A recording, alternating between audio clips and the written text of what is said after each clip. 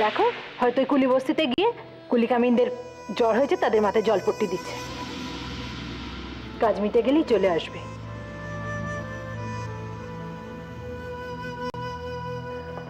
মেয়েটা কার, তোমার না আমার?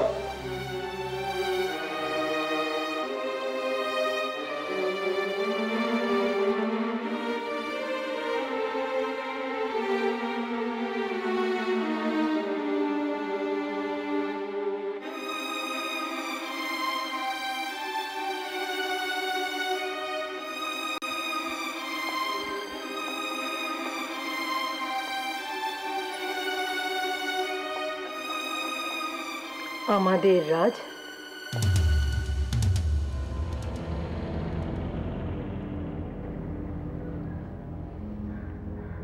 I know, তাই যদি হবে তাহলে এতটা নির্লিপ্ত তুমি থাকো কিভাবে? রাত্রির 11টা বাজে, মেয়েটা বাড়িতে ফেরেনি, সারাদিন ধরে কিছু খায়নি বাড়িতে, সে কুলি কামিনদের বাড়িতে গিয়ে সেই বস্তিতে গিয়ে কারো মাথায় জলপটি দিচ্ছে, এটা ভেবে নিশ্চিন্ত থাকো কি করে কিভাবে?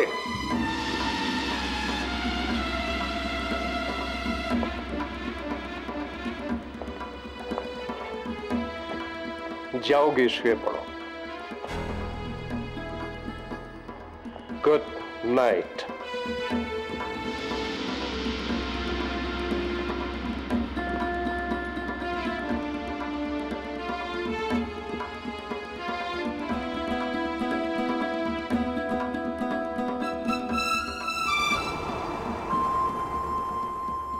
সাহেব, আমি কুলি বস্তির সব ঘরে ঘরে গিয়ে খুঁজেছি, দিদিমণি কোথাও নেই।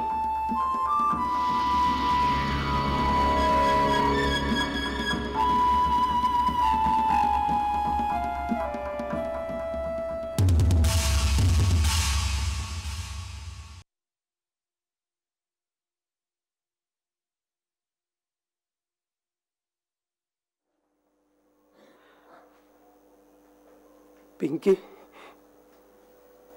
মা, বাবা, কাঁদছিস কেন? এই দেখো পাগলি মেয়ে, কাঁদিস না মা, কাঁদিস না, কাঁদিস না মা। বাবা, দিদি কি আমাদের ছেড়ে চলে গেছে? আরে না রে মা, না, দিদি কি কখনো আমাদের ছেড়ে কোথাও যেতে পারে? দিদিমণি না আমাদের কত ভালোবাসে, কত ভালোবাসে না? তাহলে বাবা দিদি কোথায় গেছে? মেম সাহেব তো বললো দিদিমণি কুলিপাড়ায় গেছে। কুলিপাড়ায়? হ্যাঁ। আমি এক ছুটে গিয়ে দেখে আসবো বাবা। এত রাত্রে? হ্যাঁ, সে কি রে, এত রাত্রে তুই পাহাড় ডিঙিয়ে কুলিপাড়ায় যাবি? তুই কিচ্ছু ভাবিস না মা, কিচ্ছু ভাবিস না, দেখবি কাল সকালে দিদিমণি ঠিক ফিরে আসবে তোর কাছে, ঠিক ফিরে আসবে। তুই এখন একটু শুয়ে পড় তো মা, ঘুমিয়ে পড়। হ্যাঁ, আসবে তো বাবা? আরে বাবা, আসবে আসবে আসবে। দিদিমণি কি কখনো তোকে ছেড়ে কোথাও গিয়ে থাকতে পেরেছে? থাকতে পেরেছে? পারেনি তো? তাহলে দেখবি দিদিমণি ঠিক চলে আসবে। তুই ঘুমিয়ে পড় মা, ঘুমিয়ে পড়, ঘুমিয়ে পড়, এরকম করিস না মা, ঘুমিয়ে পড়। আমি একটু বিছানাটা করে দিই। এখানে শো তো, শোন, একদম চিন্তা করিস না, একদম ভাবনা করিস না। দিদিমণি কখনো তোকে ছেড়ে কোথাও গিয়ে থাকতে পারে? হ্যাঁ, দেখবি কালকে সকালে তুই যখন ঘুম থেকে উঠবি, দেখবি দিদিমণি তোর পাশে দাঁড়িয়ে আছে, তোকে নিয়ে খেলাধুলো করছে, সব কিছু করবে। দিদিমণি ঠিক চলে আসবে মা, তুই ঘুমিয়ে পড় মা, ঘুমিয়ে পড়, একদম চিন্তা করিস না, একদম ভাবিস না মা, ঘুমিয়ে পড়, ঘুমিয়ে পড় মা, ঘুমিয়ে পড়, ঘুমিয়ে পড়।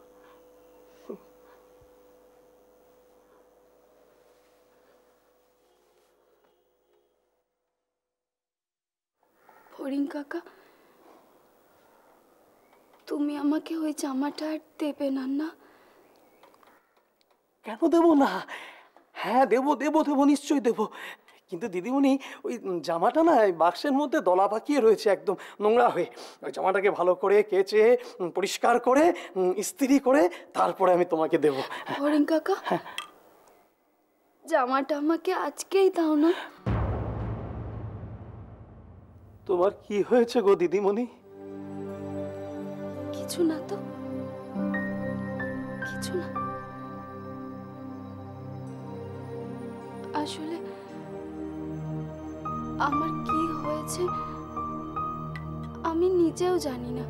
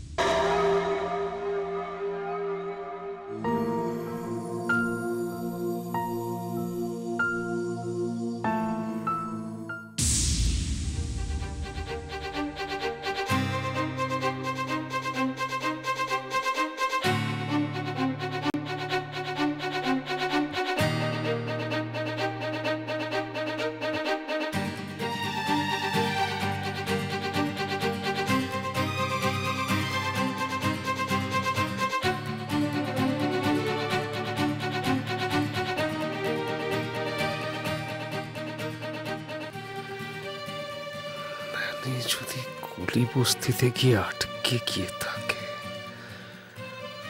তাহলে ও একটাও খবর দেবে না, ফোন করে একটা খবর দেবে না? এটা তো হয় না। সারা রাত ফিরবে না, এরকমটাও কখনো করেনি। তাহলে কি কোনো বিপদে পড়ল? না না না না, সেটা এখানে সম্ভব নয়। না, ও ফিরবে, ও কালকে ফিরবে, কাল সকালেই ফিরবে। আমাদের ছেড়েও কোথাও যাবে না, যেতে পারবে না। ফিরবেই, ও কাল সকালেই ফিরবে।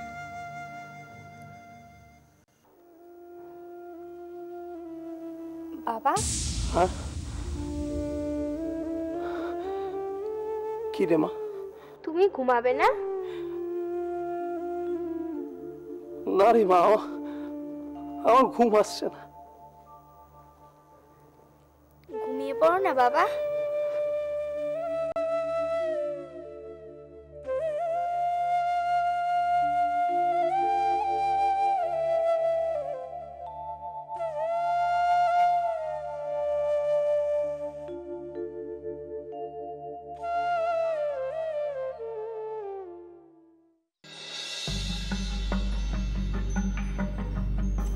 Nurse 90/60 sir. 90/60,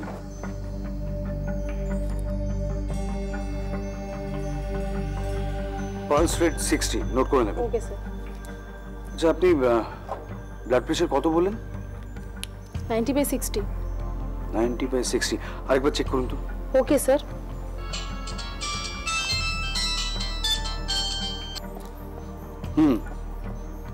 না, আমি এখন 3 নম্বর পেশেন্টের কাছে আছি। হ্যাঁ হ্যাঁ, আমি আসছি। এখানে সিরিয়াস কন্ডিশন। হ্যাঁ, ওকে ওকে।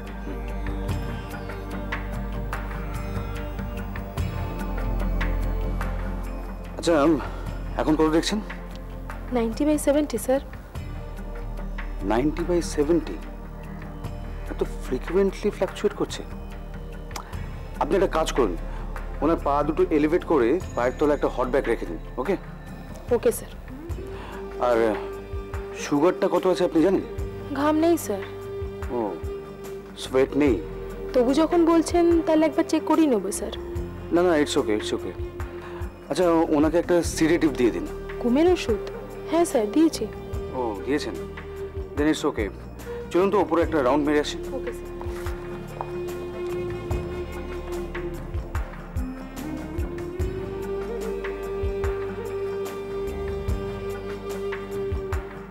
শুনুন, 5 নম্বর বেডে যে পেশেন্ট আছে তার অবস্থা ভালো নয়। অক্সিজেনটা কিন্তু ঠিকঠাক দেবেন, আর যে যে ইনজেকশন দিতে বলেছিলাম সেগুলো দিয়ে যাবেন। আর 3 নম্বর বেডে যিনি আছেন তার ব্লাড প্রেশার 3 ঘন্টা অন্তর আপনি মাপবেন, ঠিক আছে? হ্যাঁ, আপনি উপরে যান, আমি যাচ্ছি। বৌদি ভাই, বৌদির প্রেশারটা কাল থেকেই ফ্লাকচুয়েট করছিল, আজকে অনেকখানি ফল করলো। প্রেশার কত এখন? 90/60। বিক্রম দা, ফেটাল কি?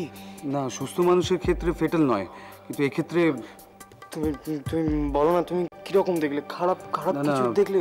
প্রেশারটা শুধু ফ্লাকচুয়েট করছে, শুধু কোমরটা স্টেবল হয়ে গেলে সব ঠিক হয়ে যাবে। বিক্রম দা, বৌদি ভাই ভালো হয়ে যাবে তো? বিক্রম দা, রুমন, এটা কান্নাকাটির জায়গা নয়, আমরা তো সবাই মিলে চেষ্টা করছি। প্লিজ প্লিজ টেনশন করো না। হ্যাঁ, আমি ওপর থেকে রাউন্ড মেরে আসছি, তোমরা এখানে থাকো, ওকে?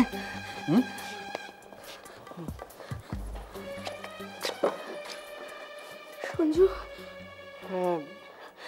এই শোন না, বলছি ছোটদা ভাইকে একটা ফোন কর না, ইমিডিয়েট। হ্যাঁ তুই ঠিক বলেছিস।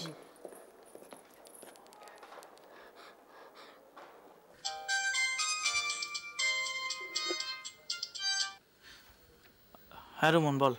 চোরদা ভাই, বৌদি ভাইকে এইমাত্র বিক্রমদা দেখে গেল রে। বলছি ওর প্রেশারটা খুব ফ্ল্যাকচুয়েট করছে, আমার মনে হয় জ্ঞানও নেই। তুই একটু আসবি চোরদা ভাই? কিচ্ছু হবে না, আমি বলছি কিচ্ছু হবে না। আমি এক্ষুনি বেরোচ্ছি, বিশুয়াও এক্ষুনি চলে আসবে। দরকার হলে সবচেয়ে বড় নিউরোলজিস্টকে দেখে আনবো। ঠিক আছে, কিছু টেনশন করিস না, আমি এক্ষুনি আসছি, রাখ।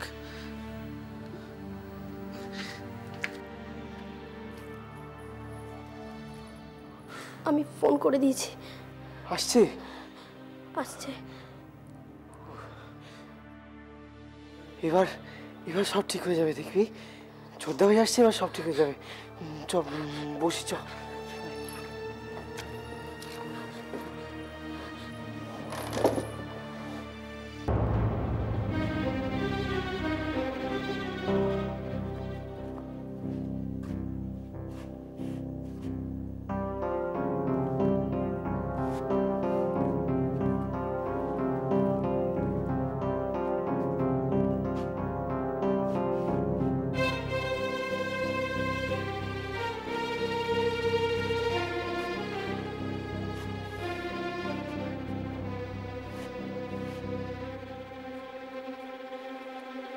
স্যার, স্যার আমাকে ডেকেছেন? তোমার এতক্ষণে আসার সময় হলো? কেন স্যার, আমি তো আপনার ফোন পেয়ে একেবারে তড়িঘড়ি করে ছুটে আসলাম স্যার। স্যার, আপনাকে দেখে মনে হচ্ছে খুব টেনশনে আছেন। কি হলো স্যার? তুমি এক্ষুনি একবার কুলি বস্তিতে যাও। কুলি বস্তিতে? হ্যাঁ স্যার। সেন! স্যার, এদিকে এসো। হ্যাঁ স্যার। কুলি বস্তিতে তুমি কেন যাচ্ছ?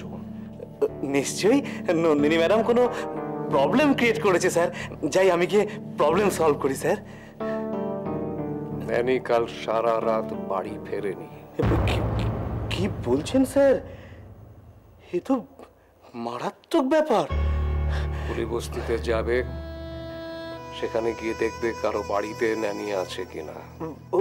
ওকে স্যার, ওকে স্যার, আমি এখনই যাচ্ছি স্যার। দাঁড়াও। স্যার, আমি যে তোমাকে খোঁজ নিতে পাঠিয়েছি এটা যেন কেউ না জানে। কি বলছেন স্যার? এটা হলে স্যার আপনার আমার আউট। Okay sir.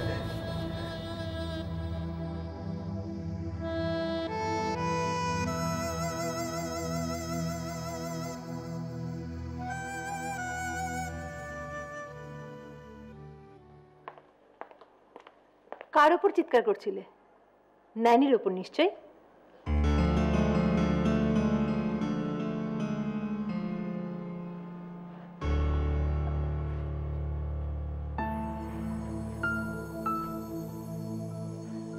ন্যানি কাল সকালবেলা বাড়ি থেকে বেরিয়েছিল, তারপর থেকে এখন পর্যন্ত বাড়িতে এসে ফিরেনি। ফিরলে অন্তত আমাকে এখন এইখানে তুমি দেখতে পেতে না। তার মানে তুমি কাল সারা রাত ঘুমোওনি?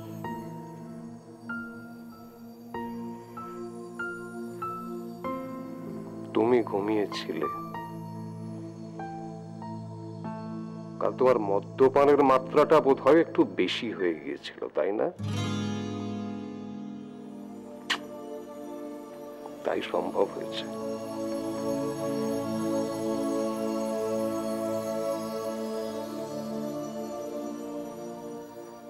সেনকে পাঠিয়েছি কুলি বস্তিতে খোঁজ নিতে, যদি নানিকে পাওয়া যায়। তুমি সেনকে পাঠিয়েছো কুলি বস্তিতে? এত তাড়াহুড়ো করার কি দরকার ছিল রাজ?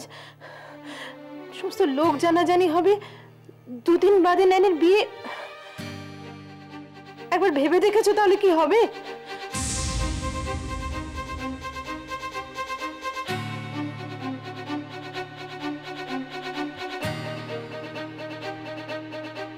কাল থেকে মেয়েটা বাড়ি ফেরেনি। আমার খুব খুব অবাক লাগছে। তুমি ন্যানির মা।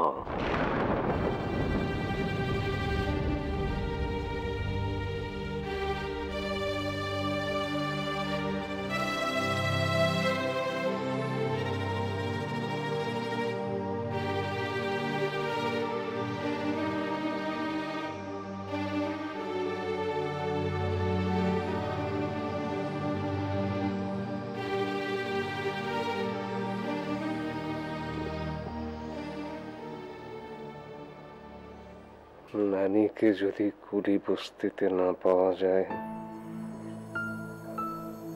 বন্ধুদের বাড়িতে না পাওয়া যায়,